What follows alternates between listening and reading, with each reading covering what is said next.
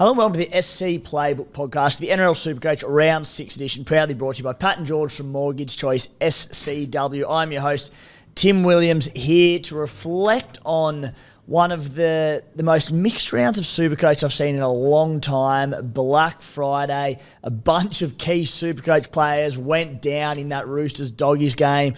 Some people avoided the damage, some didn't. We're going to review that the rest of the weekend and, of course, look forward to NRL Supercoach Round 6. To do that with me, as always, is 2021's 91st placed finisher, the Supercoach Spy. What's the vest thing going on, mate? The attire. The jacket. I was getting ready for my interview today. What the world are we interviewing you for, mate? You know, go to the top of the Playbook League in front of Dezzy. Oh. Is that not happening? Did I miss? Spy has one good week and he gets chirpy. I'll take it off. He's ahead of me by 15 points. Dom Young, negative 15. Second lowest Supercoach score of all time. And a genius trade-in.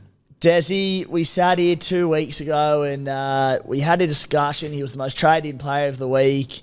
We had a bit of a bet, an overs-unders. Was he going to get over or under 50 points against the Panthers? I said unders. He got about 28. Nothing could prepare owners for what unfolded with his send-off for negative 15 points against the Doggies in the wet. The second lowest Supercoach score of all time. Have you recovered mentally from that one, mate? I would say yes. I mean, somewhat. I mean, yeah, I captained Kalyn Ponga, so he sort of redeemed it. It's good that was straight after, wasn't it? Yeah, I didn't have the most shocking week. I only fell about 1,000 spots, so I was like 4,000. So I'm still in the top 5,000, so I'm not going too bad. And I can just flick Dom Young to another gun. All said and done, put it behind us. You're sitting very nicely, Dezzy, and you've only used one boost? Yeah, only one Good go on that, Dezzy, for traditionally a bloke who goes very hard on trades early. It's a new approach this year and it's working for you. Well, it's not working yet. I'm aiming for top 1,000. I told you boys, if I'd brought in Val Holmes instead of Dom Young, who's got a grand total of 15 points in 2 weeks, I would be in the top 800. You'd be where you want to be. Yeah, I'd be where I want to be. But there's a long time left, as we'll get to. Don't give up hope. There's a lot of footy to be played. I feel like so much has happened. When I go to look at the draw for the week, I'm like, it's round 6. I feel like it's been going for half a year, but that's also means there's 21 rounds of footy left. You beauty. And Spy, you tooted your own horn before, but you found some form. Yeah, in the fair income department, I'm into 4,000, so I'm actually pretty stoked. Good spot to be. I did speak about pre-season. The boys are on a bit of a revenge tour this year, so into 4,000 early, bit of momentum, and that was my aim. I just want to get some momentum early and build off the back of that. So thus the fullback roulette, brought in Drinky, scored 144 as skipper, you ripper. It could have been absolutely magic, but Tommy Turbo did pretty bloody well. He was good. I did not see 100 against Penrith, but a couple of good bits of footy, and Manly, to their credit, very, very good. So, as Dezzy said, it's only early, but good to have a couple of good weeks. Good week for the Cooma Stallions as well, 1,231 points, moving up into 7,600th overall.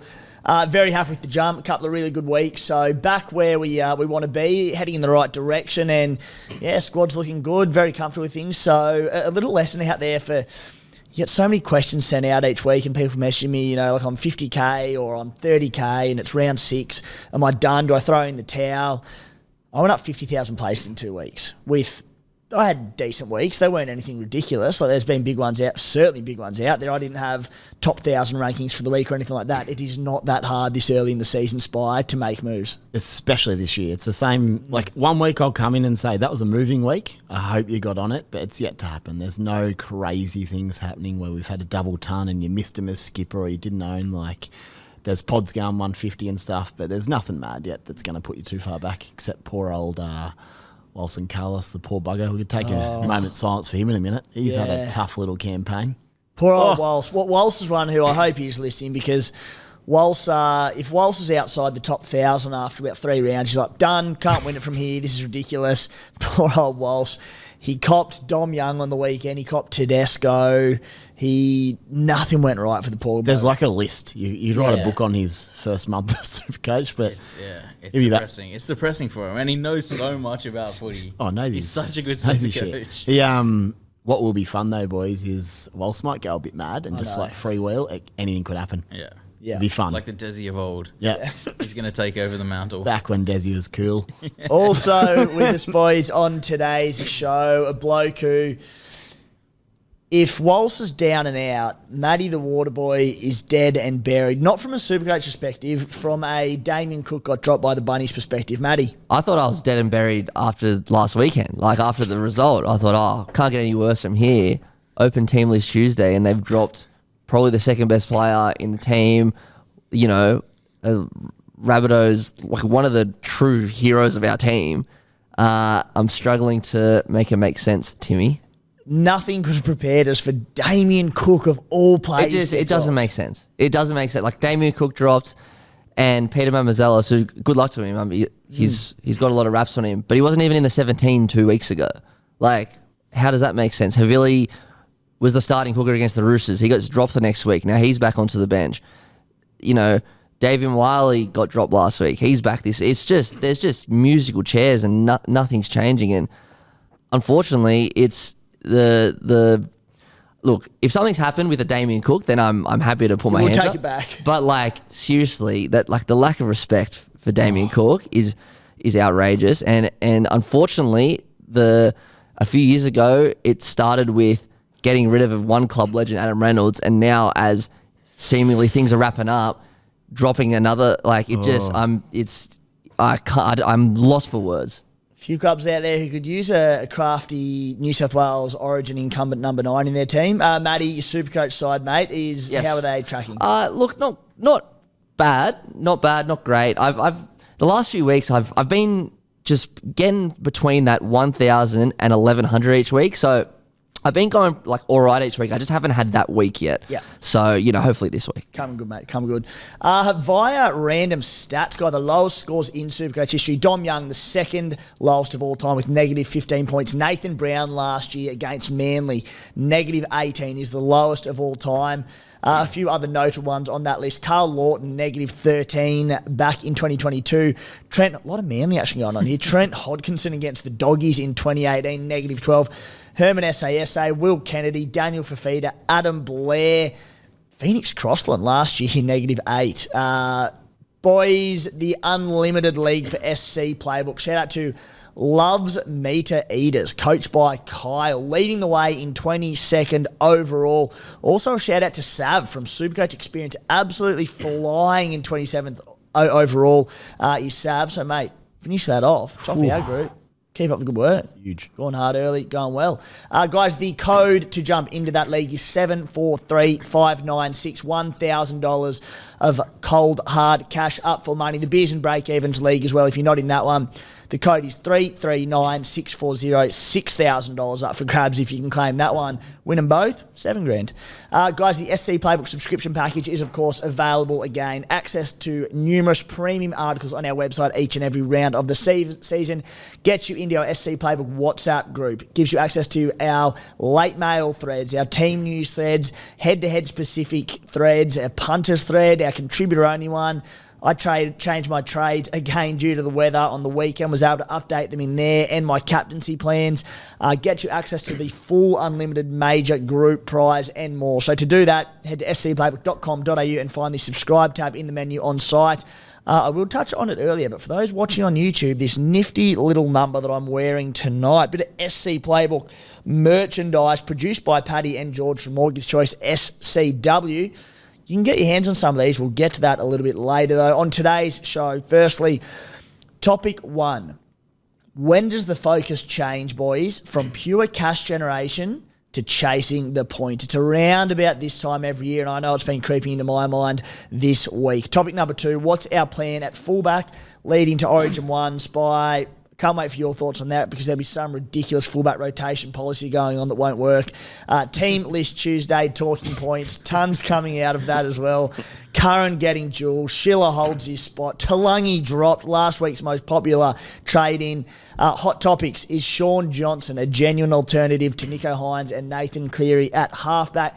We'll, of course, drop our round 6 trades and skippers, finishing up with a few listener questions. Boys, let's get into our first topic of the show, and it is talking about that shift. You know, early on in the year, it's all about creating squad value. And while I say that, you know, when I was sort of further down the rankings, Spy, we had this conversation last week, not that concerned if you're 30, 40K in the first 3-4 weeks.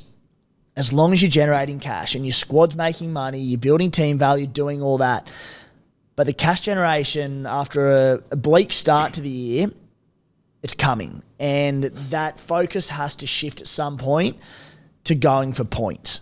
And a great example of this week is James Schiller, who is coming into the round with quite a phenomenal negative 117 break-even.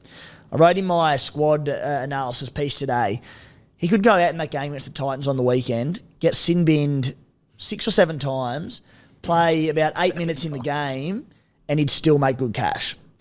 So, look, he's close enough to a must-have, but there's no one in my team that I wanted to drop, particularly in my CT dub, to get him in. So I was like, job security questionable. How long is he there for?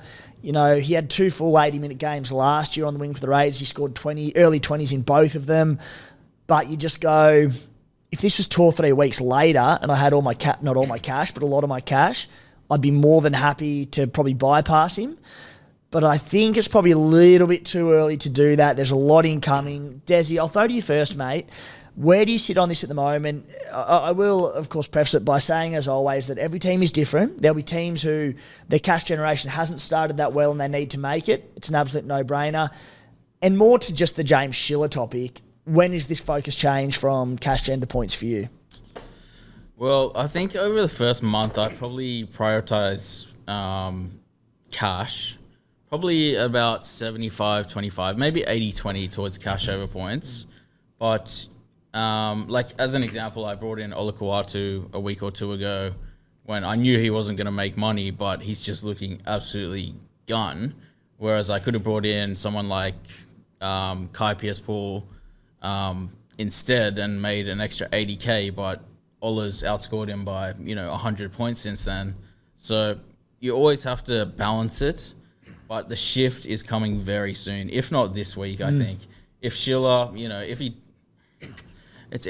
Blaze Talagi wasn't dropped, then I don't think I could get Schiller. I think I'm just moving straight to points from here.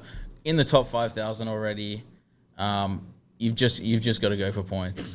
Whereas if you're a little bit further back, maybe 10 to 20,000th, then maybe you could focus a bit more on cash to really try and get all your guns in ASAP, and then come, in the next few weeks, overtake the likes of me and Spy, who have gone maybe more points based, well, whilst also getting cash. But my team value is like 500,000 less than some people's already. But I'm just trying to balance it, but it's going to go to all-out points in the next 2 weeks. Yep. Content, Spy, with my cash generation so far.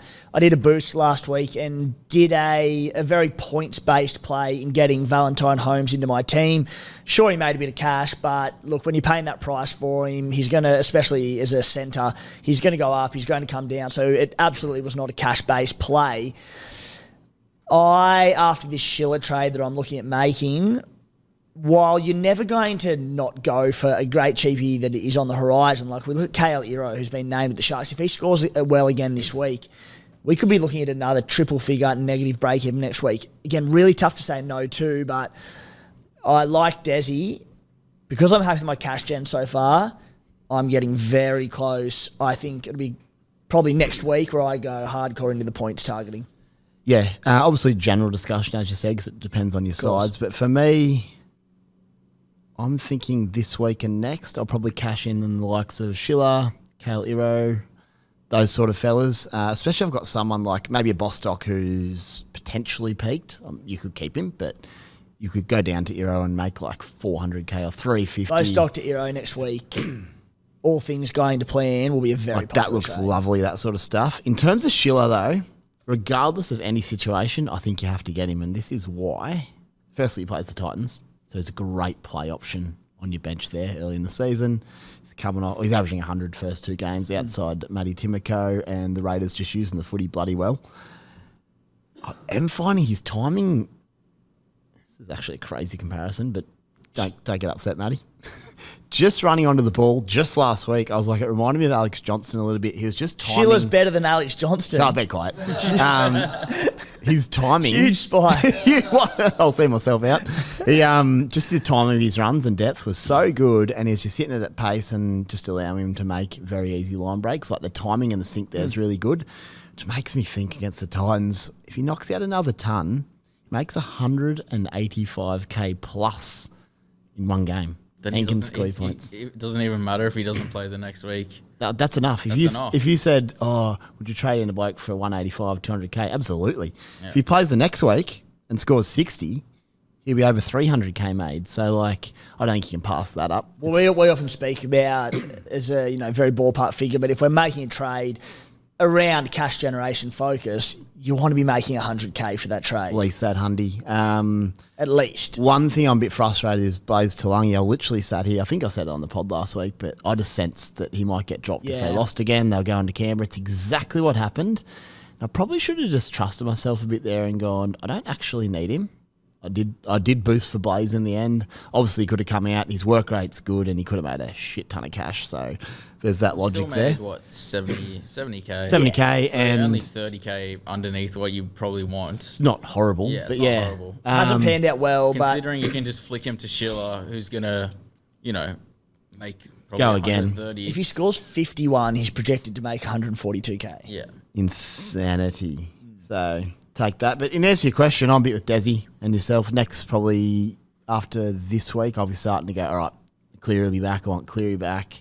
I really want to see if I can get like a David Fafita in. That's going to be very difficult, but those sorts of players that could be high-end points plays.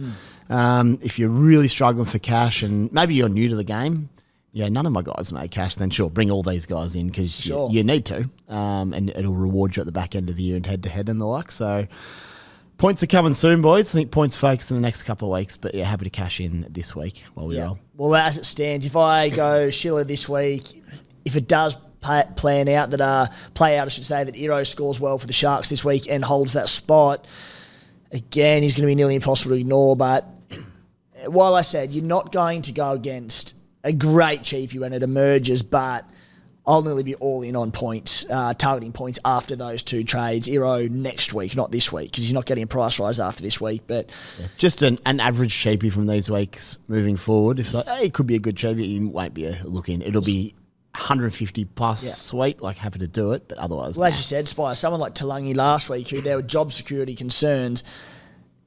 If there's someone like that with job security concerns with a negative 70 odd break even like he was last week, scoring questionable, I won't bother. Toughest right, I'll just be like, I won't bother. Yeah.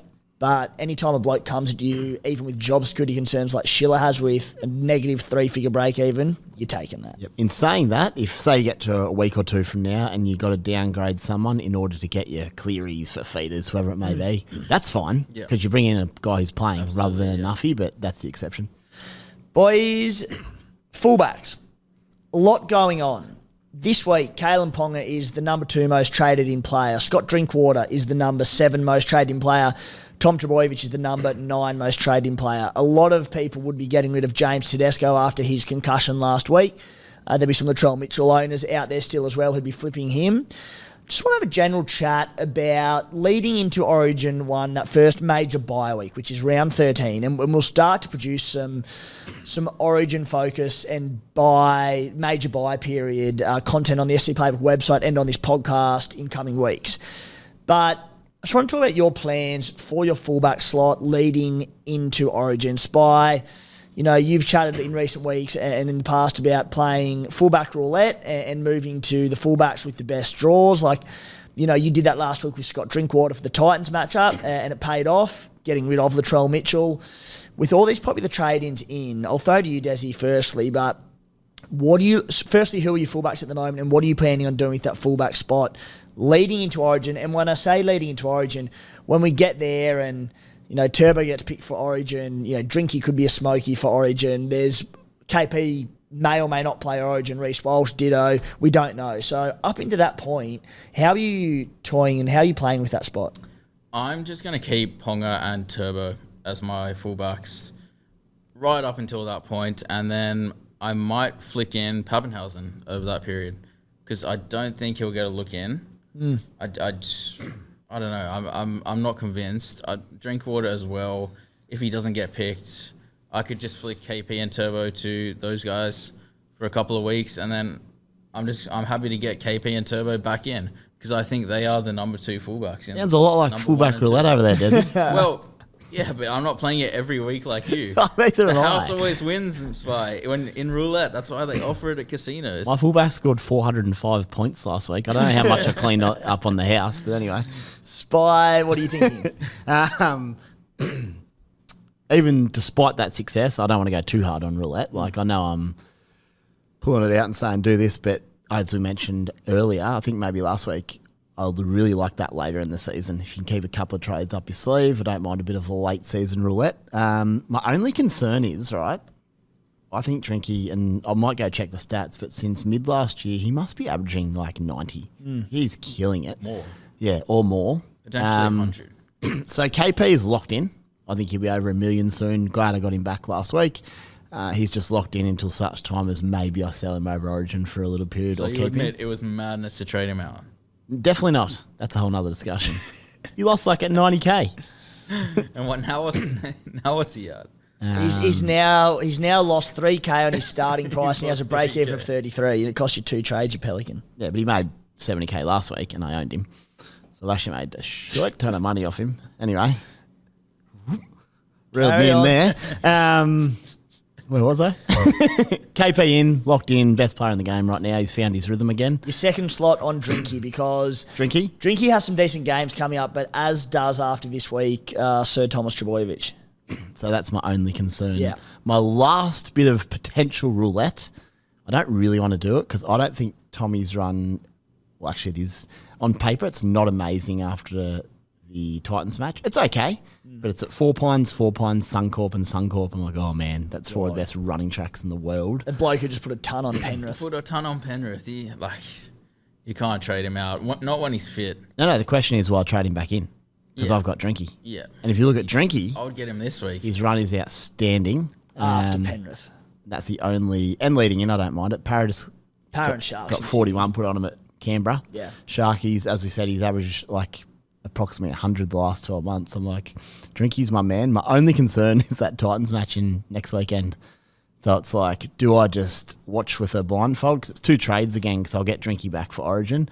I think I'm just going to have to watch that with a blindfold and hope Drinky can just turn up in his game, which he could well, which is kind of your thinking. You don't want me doing 2 trades just to get Tommy for 1 match. I want more than 1 match. Especially to when do you're this. trading out Drinky, who could also get 140. Yeah. Drinky's Exactly. in like career best form. So I'll keep him Drinky. Won't be watching Manly versus Titans. So if anyone wants to go to the library, let us know. Boys, I've owned Ponga and Turbo from day dot, round 1, and they won't be going anywhere up until Origin. I need to reassess it, so very happy with that one. For all the people out there that are selling, certainly Teddy, but Teddy or Latrell this week, sounds like we're pretty unanimous. KP's your number 1 man. Get him in.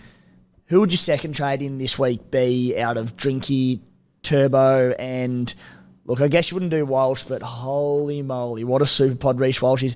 If he kicks goals with Adam Reynolds out, the Broncos, after one of the most difficult starts to the season, they finally get some easier games coming in. Walsh is another option there. I don't know exact numbers, but speaking of fullback roulette, I could sell Drinky pre-Penrith to Walsh for $350,000. Jeez. Which is so I could basically add Walsh and Fafita off a mid-ranger, so keep that in mind. But the thing about Walsh, right, he's coming off a 1 or a 2, so I'd much rather buy him in a couple of weeks when he's lost another 150K. Yeah, you wouldn't do but it yet. around the points discussion, if you really like him, you could go now if you want. He's still reasonably I cheap. actually think Pappenhausen, I know he's owned by more than all these guys. He's very high ownership. but I like him. think people will sell him, and if I'm not wrong, I think Melbourne have the Bulldogs this week. Yeah, who are depleted. They've named everyone. He could but absolutely slither them. There's two Even matches. without the goal kicking. slizzer them. I like it. He could Is a slizzer a 200 plus or? well, not with goal kicking, but I think Like 150 or yeah, something. I think 150. Yeah. And then he's got depleted Roosters, Souths, Titans. It's a hell of a It's run. a hell of a run. And I mean, he probably won't get the goal kicking back. I mean, he's a very good kicker, but I think he just looks really dangerous. But he could walk out at any time and take the tee. And then if you owned him. Yeah. That changes it, yeah. I really like I like Pappy as well this week. If you're looking for 3 weeks of action. Involved. He's getting around the centres. I thought he's starting stuff. he was a breakout from 100 again last Break, week. break it down for the people out there. Yep. Black and white. I don't want umming and ahhing any fence sitting. You own Tedesco this week. You already own Ponga. Who are you bringing in?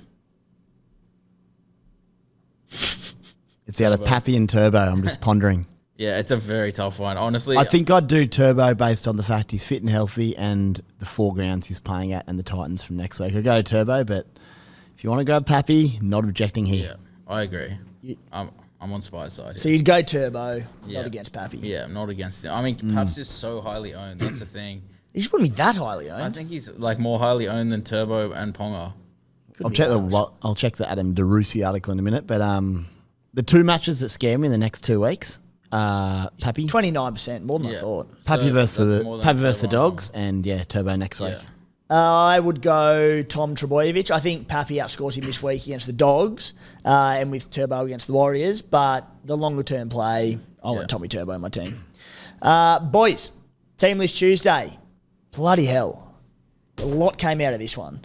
Josh Curran, dual position to start off. Probably not overly team list relevant, although it does become it. He has been named on the edge for the Doggies. He was named there last week. He was a late change to fullback. I'm not convinced he'll start on the edge. Regardless, he's got his duel. It adds so much joy to this. Shout out to Guru's finally done something of benefit to everyone out there, and his campaign to get duel for Josh Curran. It has prevailed. Thank you, Roo. 519k, 42 break even.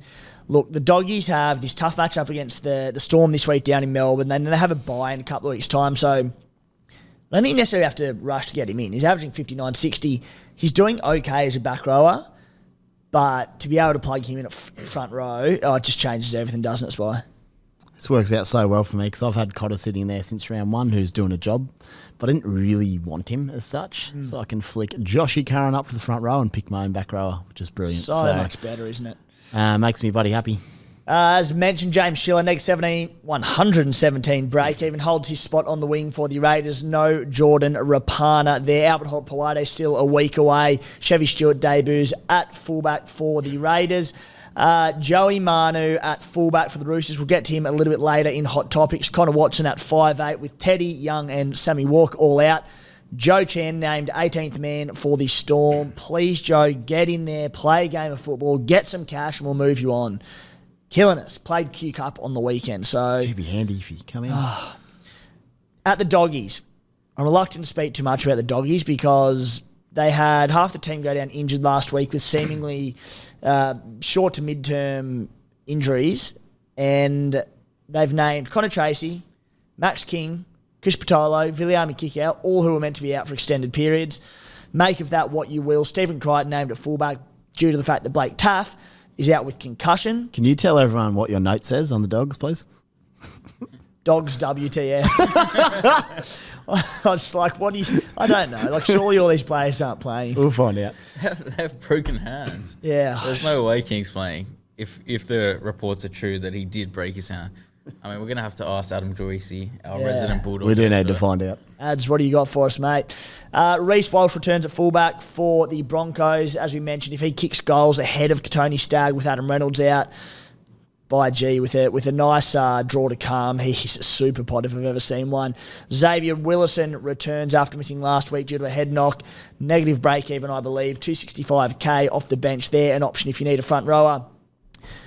Tommy Flegler, AC joint injury. He's been named for the Dolphins despite he's certainly under that injury cloud still. So a big one there because a lot of people will need a second, especially a decent front rower this week.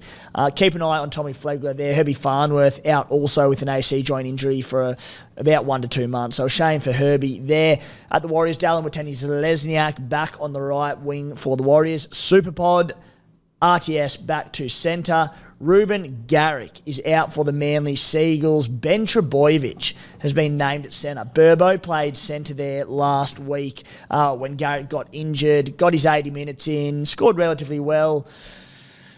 Dezzy, do you still own Burbo? I do, yeah. What do you make of this firstly? What are you doing with Benny Trebojevic? I'm actually mad that I didn't sell him. I should have sold him last week. I told everyone I was going to sell him. Instead, I sold... What's his name? The Raiders bloke. Smithies. Strange.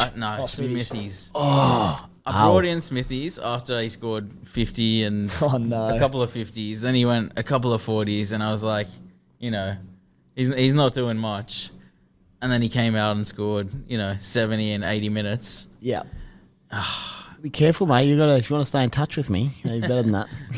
Morgan Smithies had an offload on the weekend. I nearly fell off my chair. Yeah. I remember Blocker said in commentary, this man offloads. He's got an offload. He loves an offload. I went through the stats and I was like, he hasn't had an offload in the first 4 games. I don't think he's offloaded. I don't think he's offloaded in his career. Yeah, we had one on the weekend. I know. Unbelievable, but yeah. But it paid out. I mean, it didn't turn it right with Smithies, but Burbo scored mid-40s, I think. He's now... Now, has he been named on centre? He's been named at centre. Named at centre. I mean, yeah, there's attacking stats there to be hard. 80 minutes, he'll do a bit of work. So, yeah. Happy days. Break even of 12. So I was reluctant to sell him last week. I didn't. I held on to him. I just thought there's more to get out of this bloke with his dual position. Bit of attacking upside in a good team. So happy with how that one has played out. Moving on to probably the biggest one from team list. Boys, Blaze Talagi dropped from the Parramatta Eels in place of Dion Arcee. I actually love this from an NRL point of view because Dion Arcee came in last year, partnered Dill Brown when Mitch Moses was out. Absolutely gone. And Arcee was terrific. I don't know what's going on there. Anyway, Talagi out. What are you doing with him, Des? I see it as a blessing in disguise. It's just a way to get Schiller in. So, people who brought in Talagi last week, get the 70K, bring in Schiller this week, get the 130K. And you've used 2 trades for your 200K. 250K after his ton, brother. 250K, yeah, that's it. As Dezzy said, he made 70K last week. It hasn't planned out as we anticipated. Not stunning that he's been dropped, but break even of 5. Temptation to hold to get back in the team for another good cash rise, or you have to cut ties? If Schiller wasn't there, I'd definitely hold him. Yeah. He could play over Origin. He's bloody busy. He's got a lot of potential as a player. Even on the weekend when he missed like 8 tackles, didn't play overly well, didn't touch much, he still scored 30. Yeah. So he's got tackle busting ability, offloading. He's got Supercoach points in him. But in saying that, down to Schiller, I'm a bit like you boys. That's my only real option. Absolute no-brainer. On the same, boys. We'll talk about him now, but I was actually relieved in a weird way to see that happen because, of course, the masses brought him in last week. Anyone who dodged and they only missed 70K, they'll be laughing at that one. I'd be happy to hold, but I had no one really to move down to him. It was going to have to potentially be a Dill Brown for a 1 week play. That was with an eye forward to Nathan Cleary next week as well. But if I was going to get Schiller, it was probably going to have to be Taylor May. And I know he's on the bye this week. I do not want to sell Taylor May. I know I said this last week. He came out against Manly. He dudded again, only 38 points with a really good 32 in base. But boys, after this week, Nathan Cleary back in the team. Tigers, Cowboys, Bunnies, Bulldogs. You've got left centre who bust tackles, who offloads, who has a good work rate and good base. 414K for the best team in the NRL. I'm just... Second best now. Second best in the NRL. You got Warriors on top? Oh. 414K, yeah, while the trade, in some senses, in some departments it makes sense, I could just see myself trading him and regretting it straight away. I'm so happy to play him for the next month after this buy at CT Dubs buy. I'll be honest, prior to the Blaze news, I was probably happy to get rid of him. I shouldn't say happy to get rid of him, but he was my option. I was happy to do it. and then obviously reassess whether he comes back in later or another centre. But the fact Blaze isn't playing, it's nice to know that Taylor will stay around. Very good run coming up. I probably hadn't checked that run yet. It's a very good run coming. I love it. So Spy, just pre-show in the green room, we had a bit of a chat about Taylor May and the fact that we were looking at potentially selling him. I didn't want to. If it was my only ticket to Schiller, I would have had to bite the bullet, I think. But there was a bit of logic around this and a bit of a plan. The original plan on May, yeah. Well, you can go May to Schiller, basically in one game or potentially two. He's going to be the same price as May. So you're basically buying Taylor May back for basement price. So, look, as I said, I would have probably done it if I had to. I think I would have as well. Yep, no major qualms. But as I said, I hadn't actually looked at that draw yet. It's very good. So, yeah, and as you said, even those first couple of games this year, the World Cup Challenge and round one, he looks so likely. He nearly scored like 4 times. Has to be coming, doesn't it? I actually think Jerome Luai's killing him on that left edge a bit. Yeah, just like dummies and steps in field, and just crabs across. Like, just doesn't create space on that left edge for the centre. Cleary might sweep out the left and find him some more. Yeah. I did see him drop back underneath at one point on Saturday at Brookie and bust a couple, so maybe more of that, but he's so talented. Yeah, and we'll start referring from now on to early major buy round coverage. And the first of the major buy rounds is round 13 when half the competition are on that buy. So if you need to get players on the park. Less important for head-to-head players. A lot of head-to-head leagues out there and head-to-head focused players, your leagues will be set that you actually have a buy in that week. But for overall focused players, you're trying to get as many players on deck as you can. It's your top 13 scoring players. So you don't need 15, 16. Generally speaking, 11 or 12 is fine. But Taylor May plays round 13, that first major bye week. And look, I can see him averaging certainly 50 plus minimum up until that point. So very happy to hold Taylor May. Boys, moving down the list, Tom Chester named at centre for the Cowboys ahead of Valamai and Vilea. That is for the injured Zach Labour. Poor bloke cannot take a trick. But Tommy Chester, he's moved 300k. One to keep an eye on in a red-hot attacking Cowboys outfit. Damien Cook dropped for Peter Mamazelos. Bunny's on the bye next week. We've spoken about that one. Jai Gray comes in for Latrell Mitchell. Gray's a gun, I believe it's his NRL debut. Bottom dollar. Keep an eye on him in coming weeks. If he can kill it and potentially hold a spot and force Latrell into another one, just monitor it. Ty Munro back on the wing for the Bunnies. Kyle Iro at centre for the Sharks. Sifa Talakai moved to the bench. Britton Nicker back. Dezzy, I know you're an owner and a big fan of him. I've seen a lot of people bringing him in this week. You have to wait. He could be dropped by next week. Yeah, he could be. You don't even know if he plays the full 80 with Talakai on the bench. Anything could happen. Yeah, anything could happen. But he looks a fair player. I was just mad that I didn't play him that first game when he came in and scored 97 or something like that. And I ended up playing Lussick instead, who scored about 20, left 70 points on the pine there. But yeah, he looks a hell of a player. I'd be surprised if he didn't keep the spot if he has another hell of a good game here. Yep. Would not be going early on it though. Probably the most traded in player next week, but could also backfire very quickly. Kieran Foran named despite being under an injury cloud as well. Good news for Dave Fifita. If Foles does in fact line up, just good on that left edge. Really unlocks him.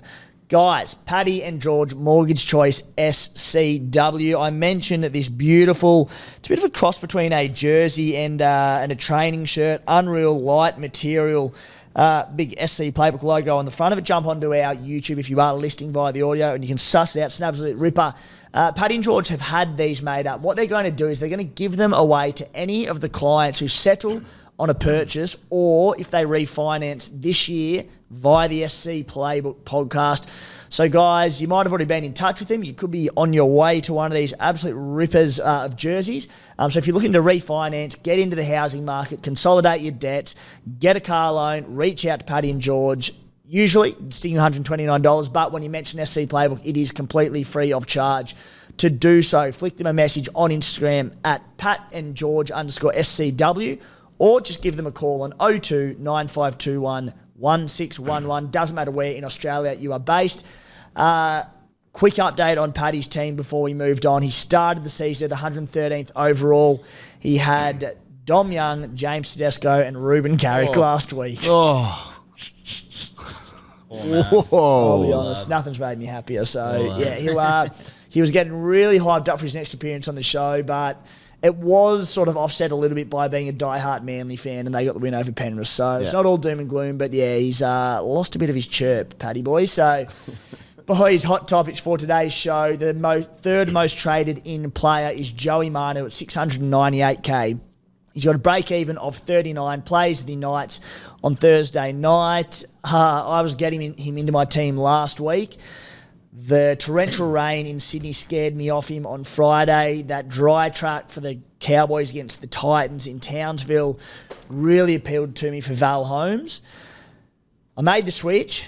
Joey Manu at half-time was on about 16 or something. I'm thinking, yep, masterstroke. The other one that came into it was that he was going up against Stephen Crichton, one of the best defensive centres in the NRL, and then this week was going to be Bradman Best, another terrific defensive centre, moved to fullback where he just turns into a Supercoach Adonis, and he went on to score over 100 points. He'll play fullback this week with Tedesco out. Teddy probably back next week, but he also has a pretty big history of concussion, so maybe he gets 2 weeks there. Dezzy, what do we think of Joey Manu as a buy this week? What do I think of Joey Manu? I think you boys know what I know. Like, what I think of Joey Manu over the years of this podcast. I think he's an I think you know. He's an absolute weapon of a player. I mean, yeah, I just love him. I can't believe I don't have him in my team right now, to be frank.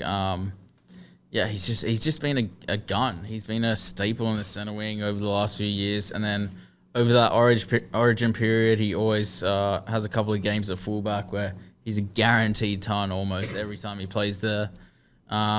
He scored 4 tries already this season. Yeah, absolute monster. So, tackle busting, offloading, everything. He's got the full arsenal. Plays that round 13 as well, the first major bye week. The Roosters have the bye in round 14 following that. Keep in mind as well, guys, especially to those a little bit new to Supercoach, the 3 major buy-ins, round 13, round 16, round 19, only your top 12 scoring players count towards your overall total. If you can get 12 on field, you're doing very well. But also be very aware, round 14, round 17, round 20, the week after those Origin games, there's often a lot of restings on Origin players. And by each and every year, they can often be the toughest weeks, can't they? Oh, real tricky. So, yeah, if you're bringing blokes in purely for that, just have a little look. Joey Manu, boys, do I have a dilemma for you? This might shock you, what I'm going to ask you, but I've got a boost opportunity. How many have you used? 3. Oh. Would you, in isolation, use your 4th boost to trade out Mr. Carraz from the Bulldogs, whose break-evens jumped out to 130. He's made 50k. He's scored 54 out of 5 games and a big score against the Titans. He's worth a lot of money. I can go straight to Joey Manu now and just lock him in for what would be the rest of the season. Firstly, was him scoring 50 in 4 out of 5 games, was that meant to be an upbeat comment, a glass half full or a glass half empty? Ooh. It was more of a question for you guys. I was just laying out the facts. Well, I own Kiraz. And Yeah, what do you think? Just before, because I wrote, and this is a good example of you as a happy-go-lucky sort of bloke, Spy, and you always look at the glass half full side of things. I had, quote, in my analysis today on the Bulldogs in Jacob Carraz, he only has 1 score over 50 points this season. Is it 1? Yeah, but he's within like 1 point the other 4, surely. Yeah. I'm going to read out some stats before you get into it, Dezzy. He's averaging 16.6 runs per game, 4.6 tackles per game, 1.8 offloads per game. In his 5 games this season, he has scored 1 try, has no try assist, has 1 line break and 1 line assist. And this is not a finger-pointing thing at all, but the concern with him was that as good as the base and the power is, just attacking opportunities can be limited in a side like the Dogs. Dezzy, what are you doing with him? I'm holding him for sure. I think he's a season-long keeper. The Dogs are not that bad. I mean, they're winning games. They're winning more games than they were last year. He's still got the exact same, pretty much, runs per game, tackle breaks, offloads. They were there. That was the main appeal of Kiraz. It still is.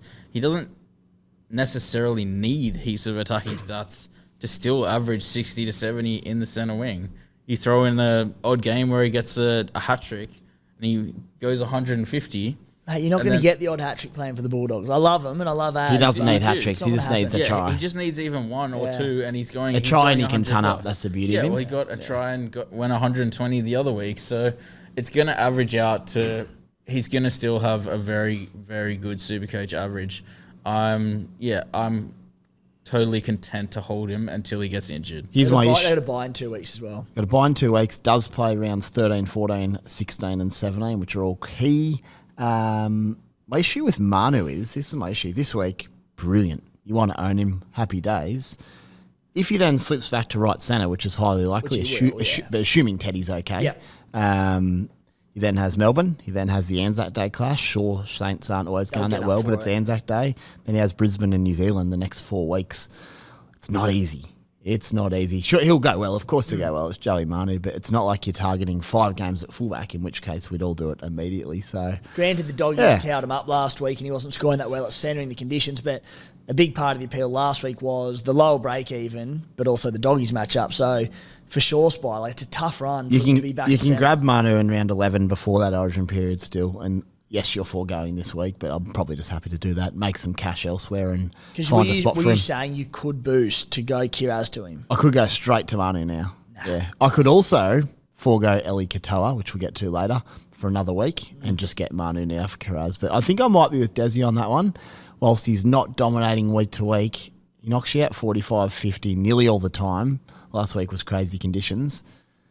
Bit of attack should hopefully come. If it doesn't, he'll still get your 50s and average your 60, which is pretty good in the centres. So, yeah, I think I might be with you, mate, and hope they can keep improving. Yeah, I don't have a knock on him. Sorry, I do have a bit of a knock on him, and it is that attacking upside for the Dogs. We're just seeing some of these CT dubs just go ballistic at the moment and, like, averaging 80 plus. It can't keep up, though. It won't keep up.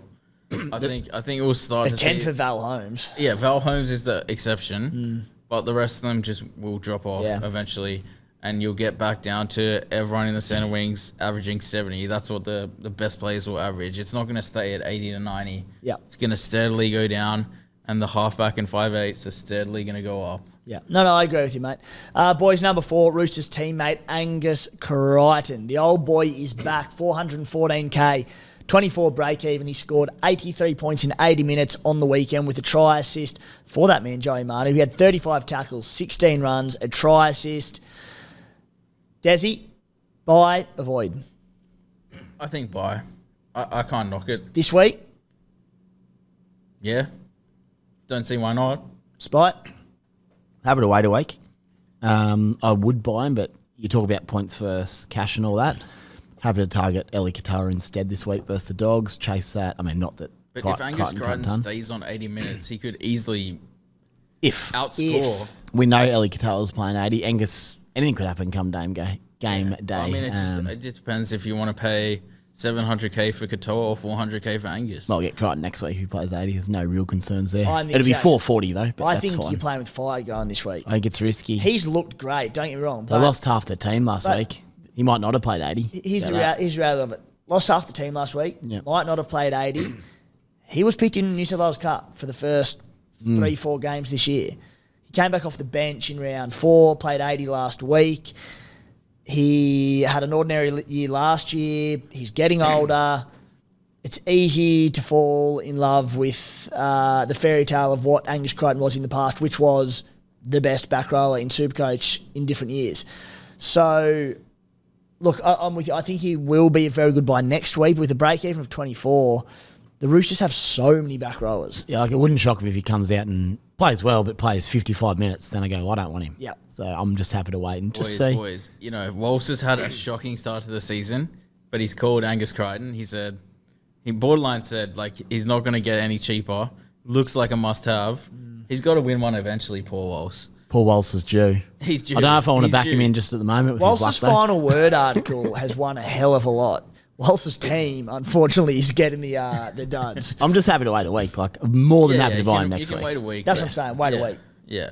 No way go early. Anyway, number 5 most trade in Sean Johnson, 691k. Back to goal kicking full time, 21 break even, scored 112 against the Bunnies. He's got Manly, the Dragons, and the Titans to come. Nathan Cleary, still out, well, got the bye this week. likely to come back and expected to come back from injury next week. The Panthers come back to a really nice draw. I read it out before with Taylor May, starting with the Tigers, provided he plays that week. I mean, all in one question. Is SJ worth it over going that Cleary-Hynes combination? Spy, I'll start with you. No. If you've got, like me, own Hynes and you're bringing Cleary back next week or the week after, I'd love to own SJ, but I'm not doing it over Cleary. Definitely not. Or Hynes. Yeah, or Hynes. Are you thinking Nathan Cleary next week? I think so. Originally, I was touch and go on hammies, but given it wasn't even really a tear, it was just a niggle. He wanted to sit out for 2 weeks, and he could have almost played the week before. Yeah, and he would have played this week, but they got the bye. I'm pretty happy to get him in. Yeah. Dezzy? Completely agree with Spy. Completely agree. He's in tune today. Cleary and Hynes, they're the best two players at halfback. SJ's, he's been in great form over the last year. Tonned up last week, obviously, but Cleary and Hynes could just ton up every week. Don't get me wrong. Nothing wrong with SJ. He's playing brilliant footy. I love him, but he has the floor of 30, and Cleary Hynes have the ceiling of 200. I don't entirely disagree. Yeah. Like I'm Hynes Cleary as well, but you also factor in that SJ is fit and firing. He's 160k cheaper than both of those blokes. I think more for Nathan Cleary. He averaged 78 last year, and for large parts of the year, he was going toe-to-toe with him, particularly in the back end of the year. The Warriors, to me, look better than they were last year. With that run to come... I need to double-check this run and what do they play during the day or what? So Seagulls this week? That's not that easy. Seagulls. 3 p.m? 3 p.m.'s good. Dragons. The week after, Dragons at 6. Hello. Week after, Titans at 2. Hello. So it's a 3-week play, then you get... I can see why you'd go a 3-week play into Cleary. Yeah. If you needed a halfback, I would have got him last week. That's the thing. I know. He's already got his first ton of it. Yeah. He's still cheaper. Yeah. Oh, he's every chance he goes bloody well. Boys, question.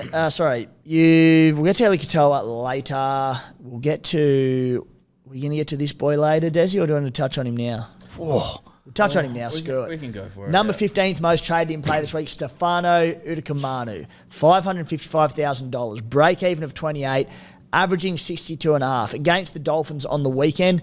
Inflated minutes due to injuries in that game, but still 66 minutes. He had 34 tackles, 2 offloads, 16 runs. He's had 17 tackle busts in his last 3 games. When I'm getting a front rower, I want some attacking upside, whether it's tackle bust, offloads, something like that. Not for me, Dezzy, because as it's panned out, I've now got Terrell May, Josh Curran and Josh Kerr all going well in front row. Now that Curran's got his duel, so I'm happy, but he's going good and he's caught your interest. Yeah, he has. I mean, I was almost tempted to go Max King straight to him because they're about the same price. But, Max King has been named despite, having a broken hand allegedly. So it's going to be tricky. I do really want him because he's the player that we thought he was going to be a year or two ago when everyone jumped on him to start that season, and then he just didn't really get the minutes. He was getting 40 minutes, but now his minutes seem to be up to 55, 60. I think he could be the perfect player to have there until you can get Tarpany and Haas as your N2, obviously. I'd buy him for sure if I was you. If we hear Max King's out, lock him in. He's a gun. He's an absolute but gun. The thing is, I can if Max King is out, I can flick Curran up and bring in David Fifita or Eli Katoa. Nah, do those two instead. I'm similar situation. I've already got Curran who I can flip up and Terrell May. If I didn't, I actually had a look at how to get him in my side, Stefano, last night. I'm like, I can't do it. I just think I've just watched him. He's also a really good try scorer close to the line. Yep. So I just think if you need a front rower, get him in. That's simple. That's it. Yeah, I've just been burnt by him so many times in the past. We all have. He's grown up. That's the big difference. Boys, Sean Lane, number 7th most traded out player this week. 467k. Break even of 42. Average of 47. I understand it, Spy, but he's still playing 80 minutes. I think he's offloaded once or twice this year or something. He's got 1 try and 1 line break. There's been no attacking stats. I'll be honest, he's not passing the eye test. He hasn't all year. I don't think he's looked very good. I don't think he's hitting the line that hard. But an 80-minute back rower with attacking upside at 467k in a side that's normally pretty good, give or take the weekend, I'm holding firm. I feel okay about it. I can see why people are doing it. I'm thinking try time this week against the Cowboys. He has not passed the eye test. I actually spoke to Sam on the weekend and said, because he was commentating the game. Para-Canberra, he's like, maybe they've just figured him out a little bit. But the other thing is he spent a lot of time last year injured, so maybe he just hasn't found his legs yet. Yeah. Attacking stats will have to come. He based 60-odd last week with one offload against the Tigers, so it's got it in him. Para got belted on the weekend, so there's not much ball in play. Happy to hold. He's just so cheap. Like The 47 average, it's not causing headaches. He's just not doing what we thought he was going to. I'm just hoping it comes eventually. He doesn't have to average 75 like he did a few years ago. If you get to 60, you're laughing and then sort of reassess after. But yeah, underwhelming, absolutely. Yeah. Boys, both Joey Hutchison owners? I am. I sold him. You sold him? Sold him. Spy, number 9 most sold, Drew Hutchison, 427k, break even 45. What's your plan with him? Ideally, I'd flick him straight to Cleary next week. Whether money will allow that, I'm not sure, boys. But I've just got bigger priorities at the moment than Hutch. He's not even playing for me this week. Back up 7. I can flick him back to the centres next week if needed. I'll be looking to sell him in the short term, no doubt. I just don't have big issues, and maybe he's got another big game in him in the interim as well. He could come out and go 90 to 100 at any point. He's running the ball a lot. Again, last week was just a mud fest, so wasn't expecting much. Let's see how he goes. But problem is Storm. Again, not that you're playing him, so it's not an issue, but Storm this week down there with all these injuries, it doesn't bode well for the Dogs, very well for the Storm. Good place to buy in a few weeks. Yeah. We'll note, though, Amy Park, brilliant place to attack. Like we saw last weekend. Year, I think the last 2 games there have been 30 all nearly. Yeah. 60 points a the game. Warriors So their game as well, yeah. actually, Carraz, he's going to be offloading and tackle busting at will. But Hutch, he's on notice, mate. He's on notice. Boys, trades and skippers for NRL Supercoach round 6. Dezzy, I know what you're thinking, and it's going to rattle a few people. You've been pretty tame this year, but I reckon this is going to work people up a bit. You're like an addict. You can't control it. I mean, he's ready. As soon as Spy overtook me, I was like, it's time to just crack the whip. Obviously, I've got Dom Young. Terrible trade. You just got to cut your losses when something like that happens. I am actually going to trade him to the 6th most traded out player, Dylan Brown. I like it. I like it. Dylan Brown is coming in at 160k off his starting price. He's got the Cows, the Dolphins, and Manly. All 3 teams cannot defend whatsoever. You have a lot of Dolphin hate this year. We swapped him last year. They're coming like first. Yeah, they are coming first. I hate the I Dolphins. know. I just didn't rate them. I still don't. It's like your Cowboys of 2 years ago. Like, no. The Dolphins, I still don't rate them. But yeah, it's a decent run, is what They you're might saying. make the 8. They might scrape the 8, but they're not going to hold that top position for long. Manly's coming for it. I like it. DB in. Yeah, I think Brown, he's the best 5'8" in the game. I think Dejan Assi will help him. 100%. Yeah, I think that's a big part of it. Luke Brooks currently averaging 55, D Brown 54. So those are the top 2 averaging 5'8" for the season. And Dearden's about 54 as well. So they're all about the same. Can I ask, just because this is, might be a question later. I haven't seen any questions. Can I ask it anyway? Yeah. So I don't want to miss it. Would you run Galvin and Strange in the 5'8" role? You would. Given what you just said. You could. They're the 2 that I actually have there right now. Yeah. But I considered it, but I'm with you on Brown. Definitely can for 1 week because Strange has the Titans. I'm going to play Strange. This week you can, yeah, You can just absolutely. move him down to centre wing and play him. I meant for like a month. Do you just lock him in and play elsewhere? You could, maybe? but I just think Brown is tried and true. He's not at his best right now, but he's just gonna. It's gonna happen. It will happen eventually. I almost wanted to do it last week, but I held off, and he's now 50k cheaper. He started at almost 800k, 642k now. I just can't resist. Oh, get him. I'm with you, I mate. can't resist. He's in a lot of people's teams. A lot of people are trading him out. For me, that's just, that's my thought process is I see people trade out, I trade in. That's how you won Supercoach, my friend. Yeah. I have a decision to make around those halves. I've got Nico and Luke Brooks at halfback, Dill Brown and Galvin at 5'8". if I want to bring Cleary in next week, which I'm eyeing it off, I need to cut one of Dill Brown or Luke Brooks. Luke Brooks seems like the obvious one, although Dill Brown's been the mass traded one. I just like what I see from Brooks.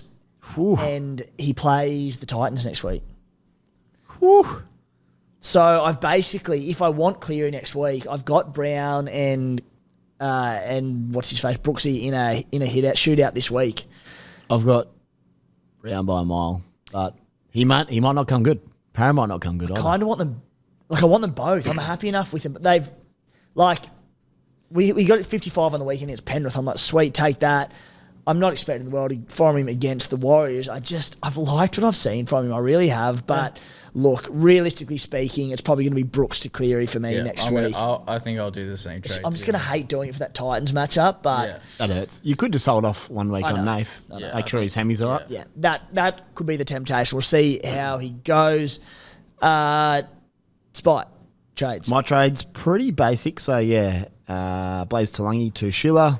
That's good. also my second trade. Yeah, it's going to be very nice seeing him rise, hopefully $800 squillion and hopefully ton up because I'll be playing him against the Tots. But the other one's what excites me. It's Ruben Cotter out, who's done a serviceable job. Very happy with him, but it's a business, mate, and he's going to get the cut for Eli Katoa because I can shift Josh Curran up there. Love Eli Katoa. One of them last week just couldn't make it happen.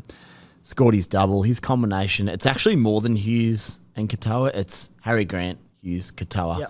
Yep. Walsh mentioned in our chat last week, he just said Harry did some work early in the set, stuffed up their spacings, and by the time they hit Hughes, they were absolutely no chance, and Mam had to stand there going, it's 2-on-1. Like, how good's that? So that's my third trade. I can't let Spy get too far ahead. I've got to boost.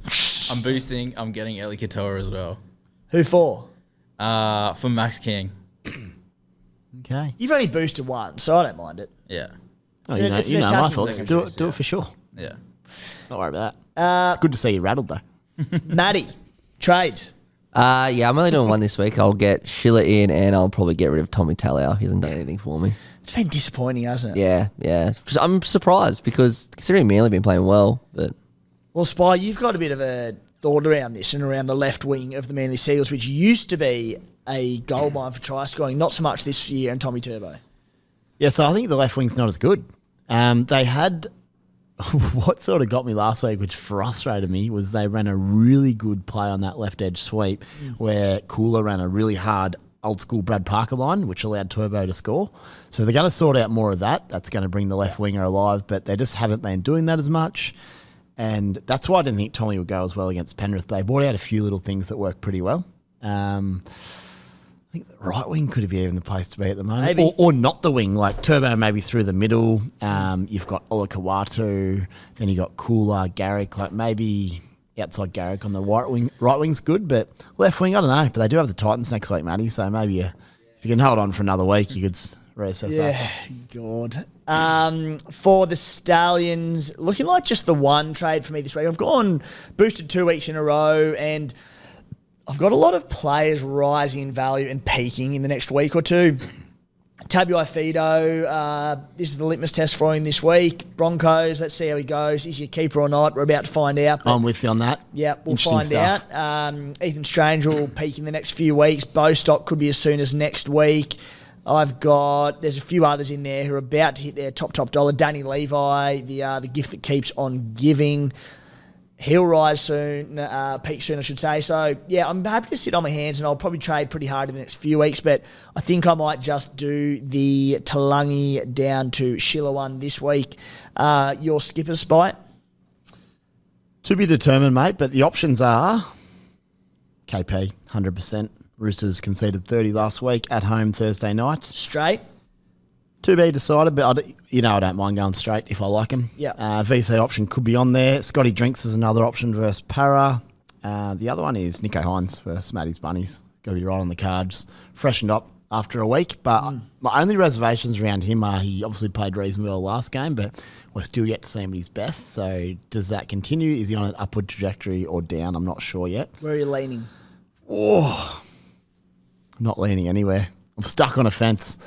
Nailed down. Boring. Dezzy? You know what? I'm always hesitant to captain the Thursday night games, but I think think I'm with the Spy. It could be just Ponga. Or VC Ponga into C Hynes. Nice and safe. VC's enticing, isn't it? Yeah, VC Ponga. Starting to into get back C around Hynes. that a bit, which scares me. I'm thinking VC, Kalyn Ponga into captain Nicho Hynes against an absolute rabble of a club in the South Sydney Rabbitohs. Matty, what are you thinking? I am, no doubt in my mind, I am captaining Nicho Hynes. Oh, God, that's grim. Boys, few questions before we wrap up today's show. First one from Joshua. Timmy, you beautiful man.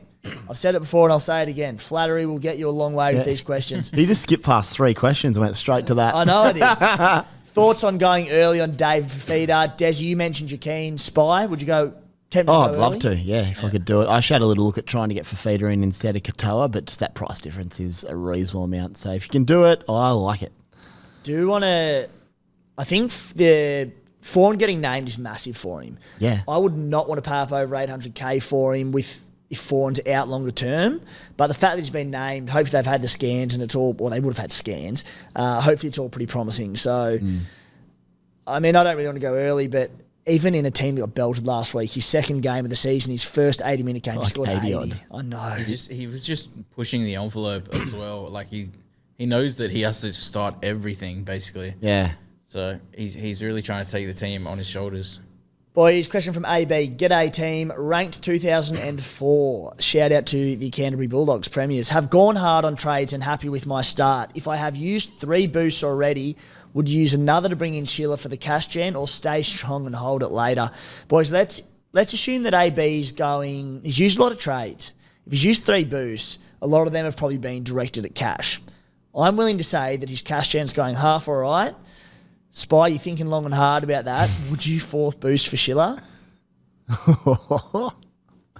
We don't rate... We don't know what his other 2 trades I know, are. but I'm just... So, assuming it has to be a boost. His question is boost for Schiller. I'm leaning to yes. I don't think you want to miss out on 200-300k. Keep the momentum going in 2000th. 3 boosts already. I probably wouldn't do it, to be honest. You want 2 boosts left through the middle of the season. I don't know if you do. Oh, sorry. Be nice, but is whatever you're going to do mid-season worth giving up 200-300k potentially? But you could make that 200-300k in mid-season Could as well. elsewhere. you could. Yeah. Good. There's cheapies and like cash cows. I'm glad I don't have that decision to make. 4 boosts this early. I don't like it, but you're in a shit position, AB. Sorry about that, mate. Except he's 2000, so can I stop you? Yeah, but also... Guys, question from Husey. Robson has made enough cash to essentially go straight to Grant, worth the flip for an extra 7k. I started with Reece Robson. Spy gives him shit, but you did really prick me to Reece Robson at the start of the year, and he's just the gift that keeps on giving.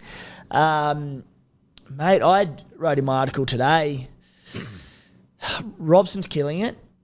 Maybe I look to go Levi to Grant in a few weeks, but with every week you don't have Grant is a week we get closer to that origin period where you'll miss major origin bye weeks. There's every chance of rest, especially with Melbourne going well. In recent years, they haven't been as good as this year, so he's played a lot through that bye period a lot. I think there'll be more chances of rest this year.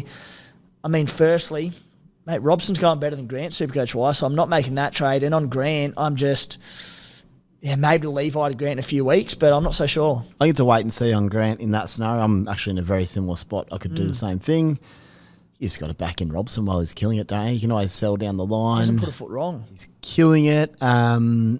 Melbourne's been in a couple of tighter tussles recently. Not every week, but that means big minutes for Harry. If they get clear of the Bulldogs this week, for example, and South in a couple of weeks, you could easily play 65 minutes or 60 and give him a spell. They're not going to run him for 80 every week if they don't have to. But yeah, in saying all that, if you own a Harry Grant, you're a pretty happy dude. But Hasn't scored a try yet. He's bound to borrow for a couple. oh, you'll get one. It's coming. Yeah. We sort of... But Robson's killing it. That's the thing. Question from Wazeem. What's the plan with Hammer? I'm keeping for one more week and moving him to Cleary via Jules. Thoughts? Now, Spy, we've sort of had a bit of a chat about Hammer and saying... If he comes out and kills the Broncos this week, it doesn't have to kill them. If he scores 70, 75... Looks good. Geez, he's going to be hard to sell. Like, after his start of the season... What do you reckon, Dezzy? Do you see Hammer as a potential keeper, or do you think when he peaks likely after this week, he's a sell? I've never been the biggest fan of him, but he's playing well. Credit where it's due. But It's just a matter of the Dolphins are at the top of the table, right? They're not going to be at the top of the table forever. The 30s are coming for the hammer, and they're coming sooner rather than later, I think. I low-key want him to just get 30 this week to make the decision. Make it easier. You look at who Hammer's had. It's been Cowboys, Saints, Titans, and Wests. That's a hell of an opening run. Yeah. So if you look ahead, I think there might be a buy. Actually, might not be a buy coming, but Brisbane's the perfect litmus test to see where he's at. I just think out of all my guys, if he's going to be worth 750, and I'm a similar boat, and I can go straight to Cleary via dropping Hutchison down, it's going to be hard to pass up. He'll play Origin, won't he, Hammer? He's the weapon. So if he wasn't playing Origin, that's when I'd be a bit more, let's just hold him throughout. But I'm thinking, he could be... Cash him in, I think. I'm thinking he could be an easy ticket to Cleary next week as well. Going... What would it be? Yeah. It's a semi-tough run towards Origin as well. If you had a great run, I'd just hold, but there's some tougher games in there, so I think sell pending a Broncos demolition. Last question, boys, from Sam, not from Sam Williams. Hey, Timmy, you good-looking rooster. Oh, Sammy boy. I know Sammy played for the Green Machine, but tell us, who is the better Williams footballer out of you and Spy? Spy, I'll throw straight to you for this, mate. I could just slag you, but I'll give you my honest answer. We're both very different players, aren't we? You're a fullback, you're quick, but I'll put you in all the space. I'm the thinker. I can ball play. I can kick you into space. So, look, obviously, if you're taking anyone, you take me because you can't win without a good seven. Who's scoring more in a Supercoach game? Ooh. Are you seriously thinking about that? It's pretty tight. It's kind of like comparing... I'm Scott Drinkwater and you're Chad Townsend. I was going to say Cleary and Turbo. We do it in different ways. I'll have repeat sets, try assists, plenty of work, and I'll just put you in space for a hat-trick. So you couldn't go wrong either way. Very diplomatic there, Spy. I'll let you off with that one. But, look, we've played a little bit of footy together in recent years, and you're right. You throw one of the best peaches I've ever seen, and it's good to be sliding out the back on the end of some of those balls. So see you in a month. I'm done. That will wrap it up for the SC Playbook podcast for NRL Supercoach Round 6. Guys, if you don't already, subscribe to our YouTube channel. Go and give us a follow. SC Playbook 1, Twitter, Instagram, TikTok, Facebook, all that good stuff. Leave us a review on Apple and iTunes and Spotify as long as it's positive and 5-star. If it's not, save yourself the time. Guys, thanks for tuning in and have a great week.